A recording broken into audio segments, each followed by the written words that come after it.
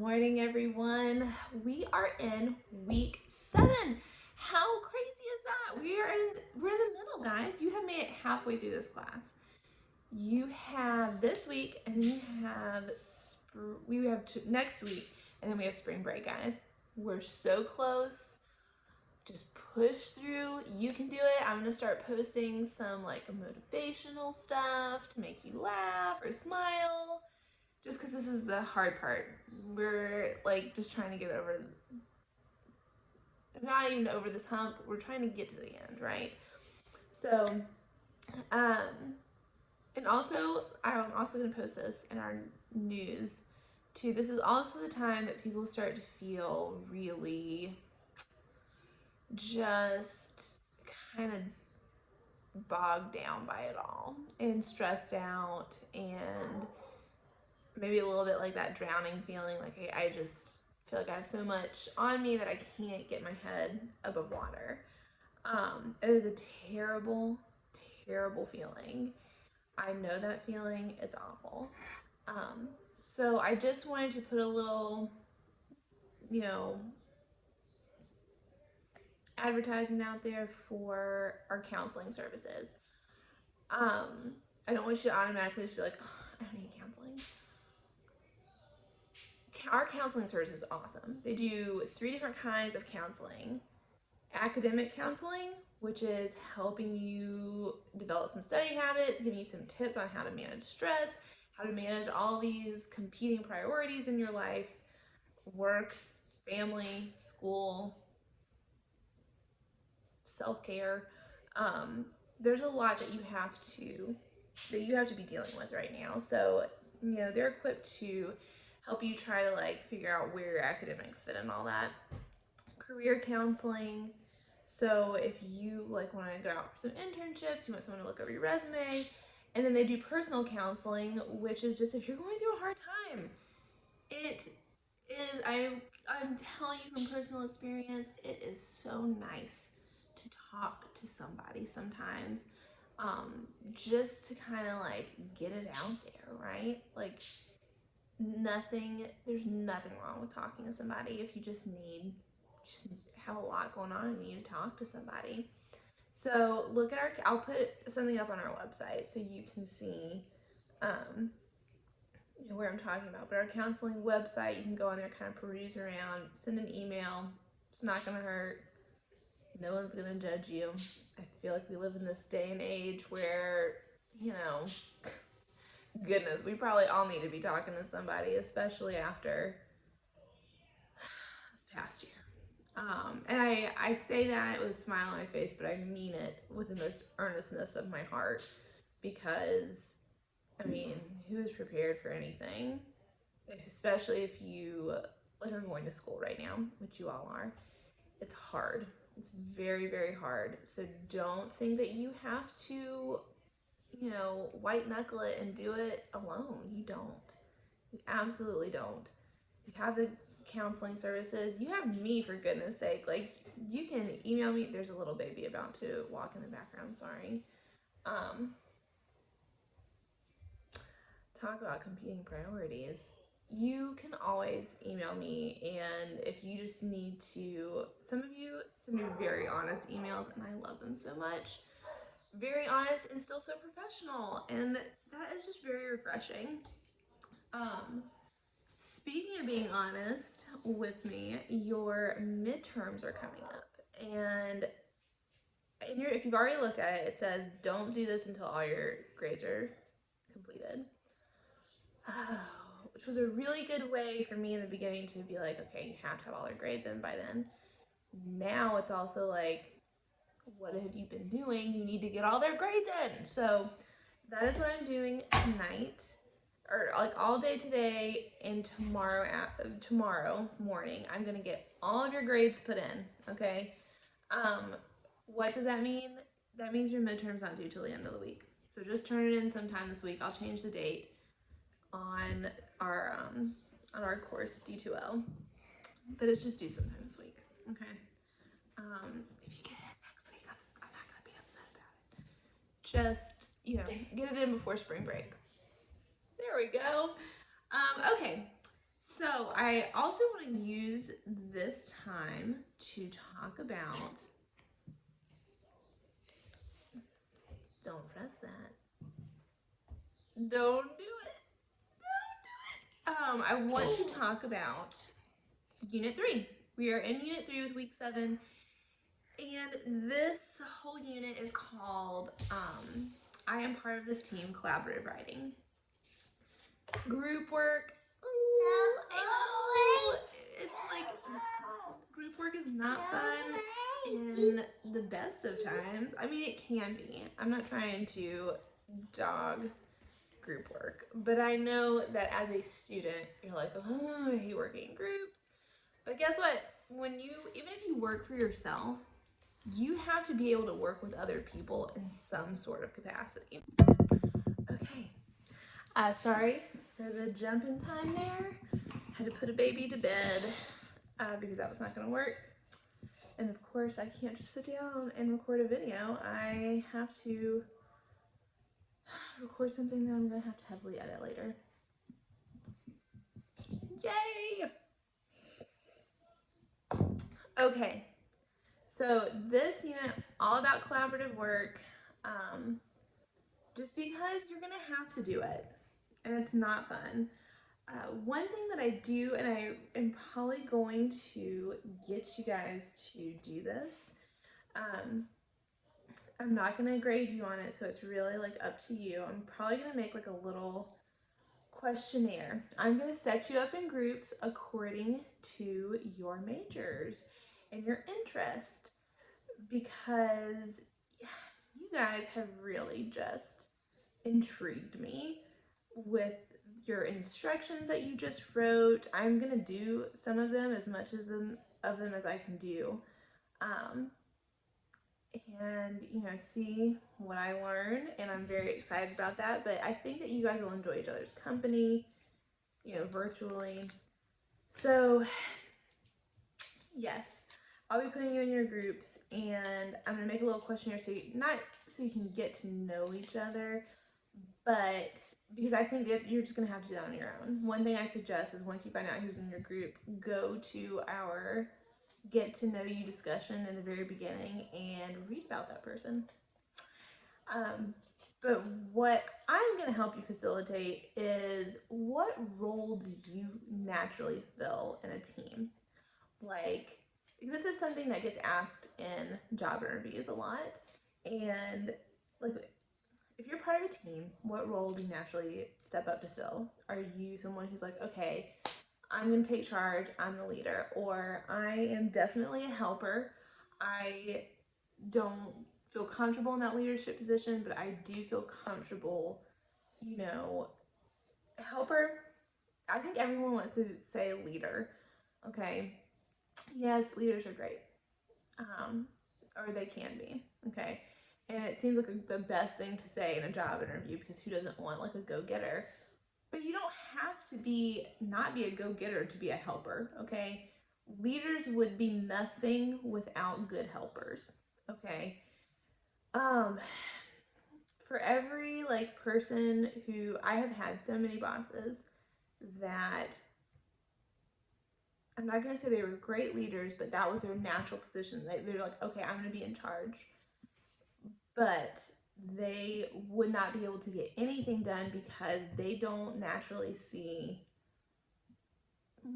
the small details. They have these really good big picture ideas, but the small details of how to get that done is not something that is their forte. That is where someone who is a really good helper steps in. Why are you a helper? And when you say helper, what does that mean? Are you a good researcher? Are you a good writer?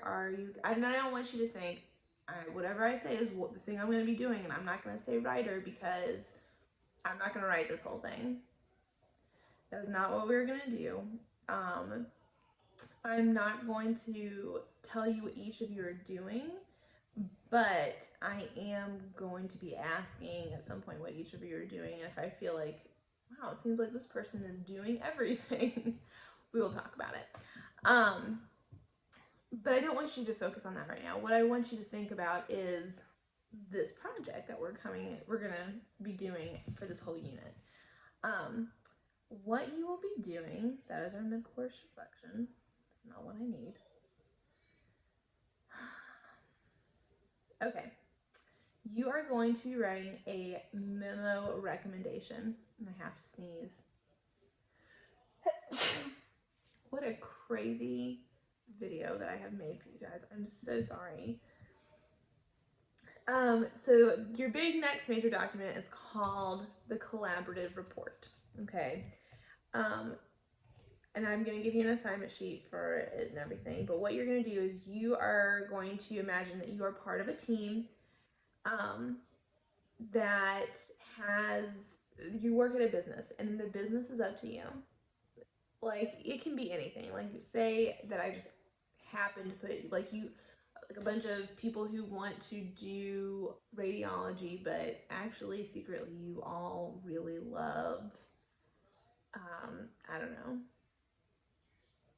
I was gonna say Fortnite. I was like, people probably don't play that anymore. I don't know. You all secretly really love skateboarding. So you think, okay, we're gonna come up with a skateboarding park. Go for it. I am the biggest proponent of you don't have to do whatever it is your major is.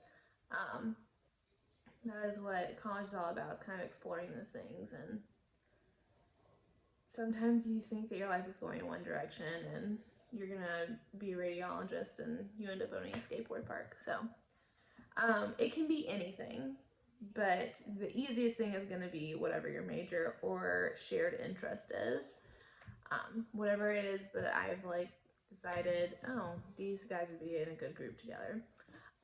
Things have been going well for the company and the owner has decided to expand to a new location. So your job is going to be choosing out of these 3 fake locations that I have, choosing one of those locations to expand this business.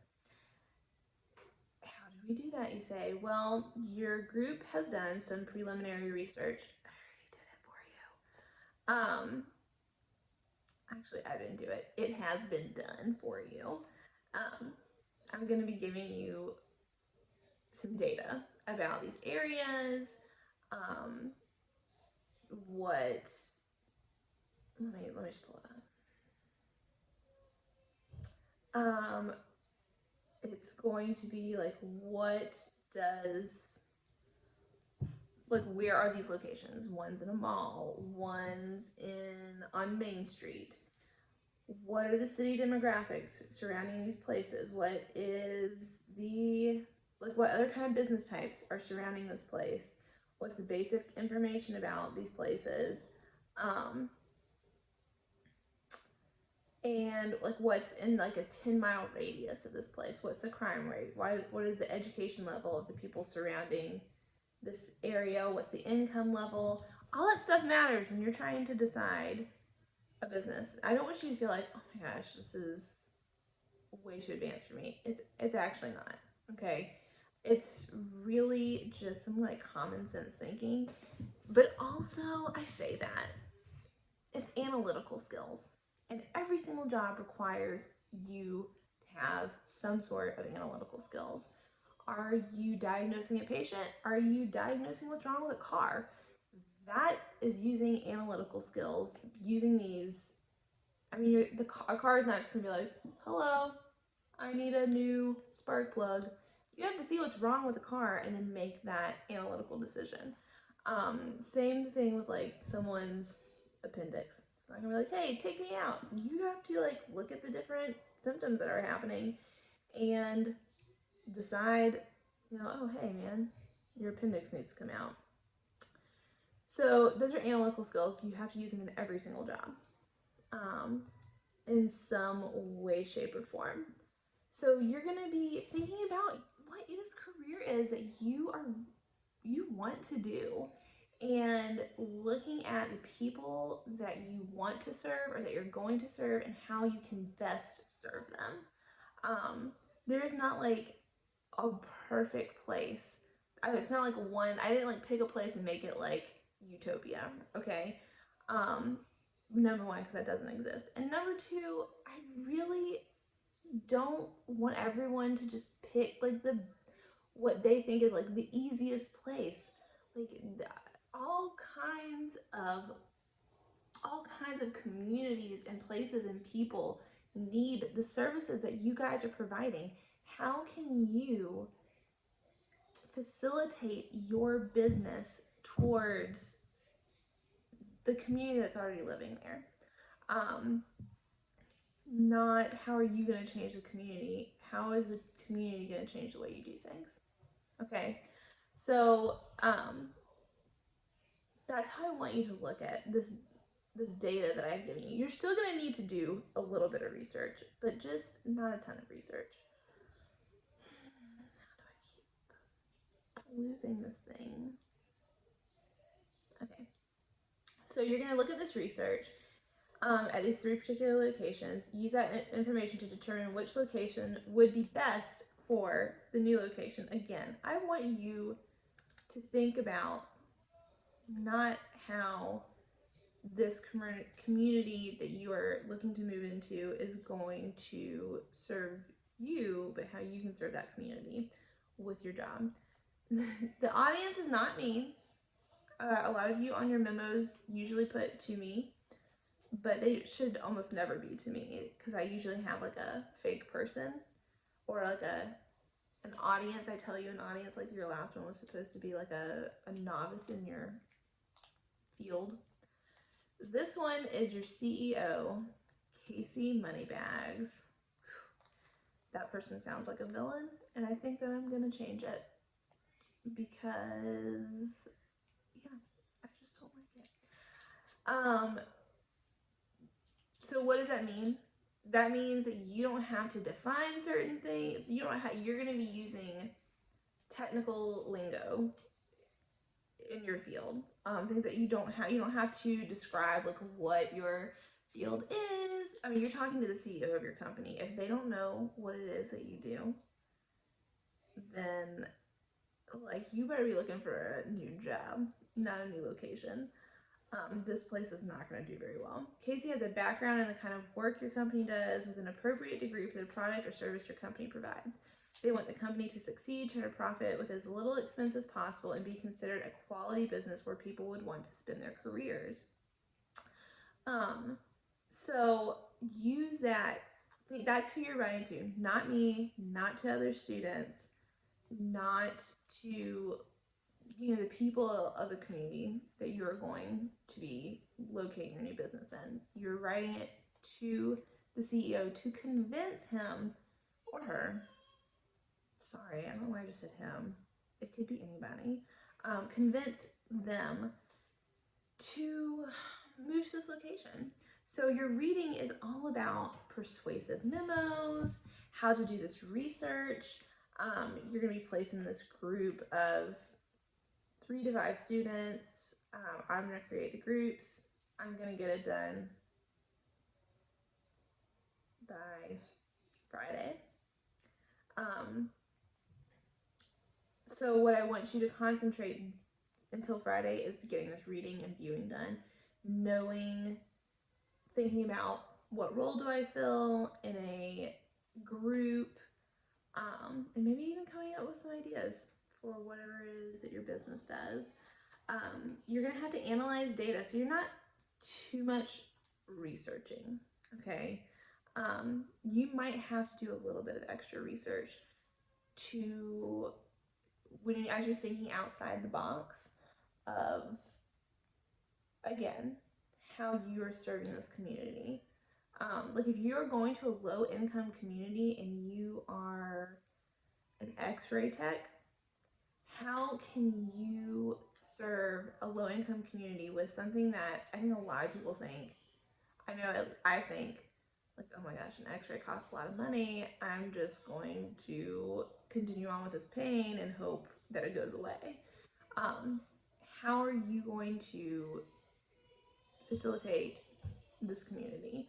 And you might want to look at some people who have done that. Sorry.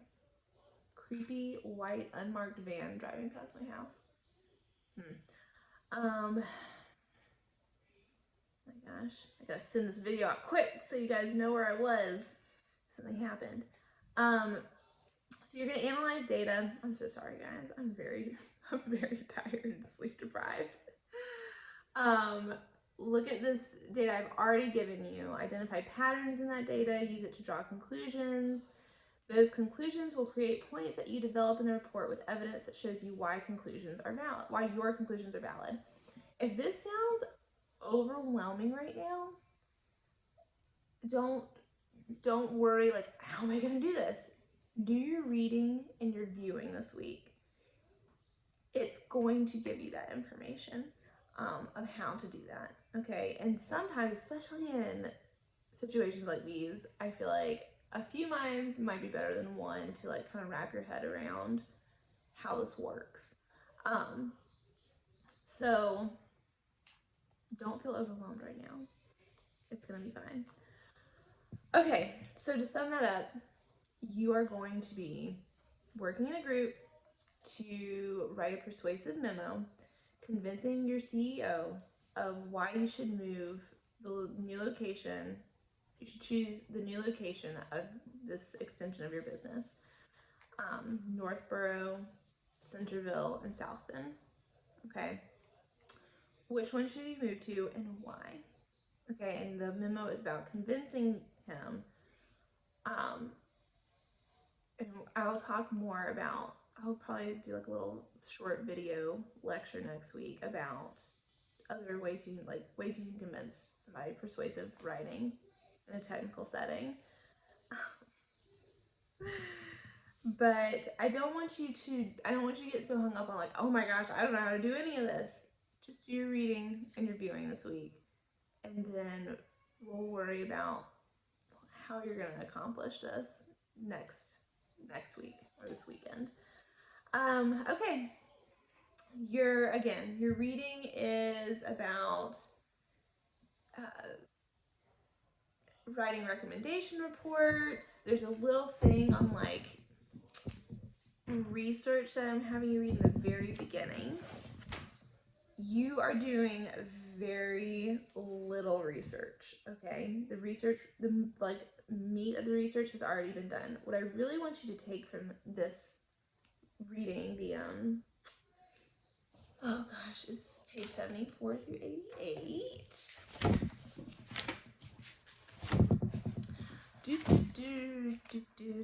That's what I feel like.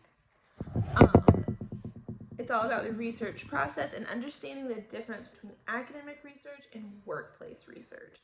So you've probably at this point had to do some like research where you looked for other sources to analyze a story. But how is that different from workplace research? Why does it matter if you're not having to do a ton of research on your own? Why am I asking you to do this? Because a lot of other things in this class, it has this other layer. And this other layer is, if you know how to discern between the research, how to find the research, you're going to know how to analyze the research even better. So your first little bit, 74 through 88, is going to talk about research methods. How is this found? That's going to help you write.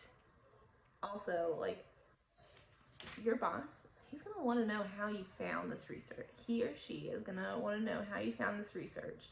So 74 through 88 is telling you how you found this research that I'm giving to you. The rest of your reading and viewing is about, and you know what, I might take out some of your viewing this week.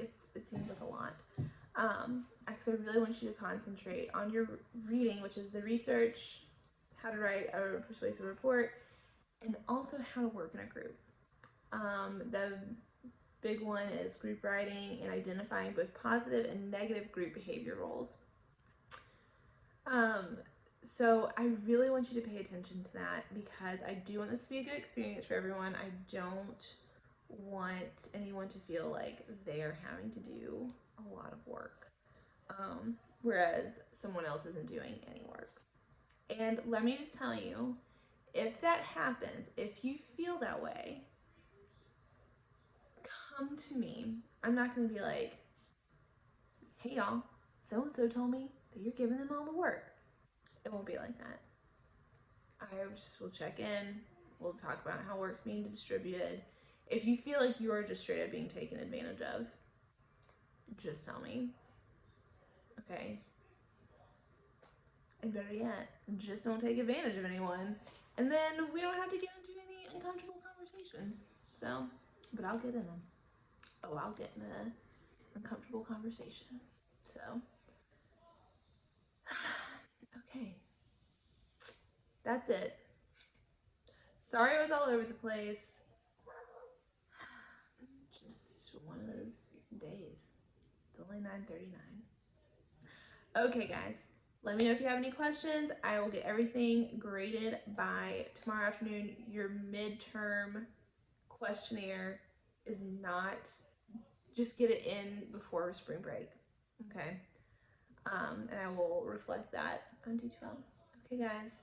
Talk to you later. Bye.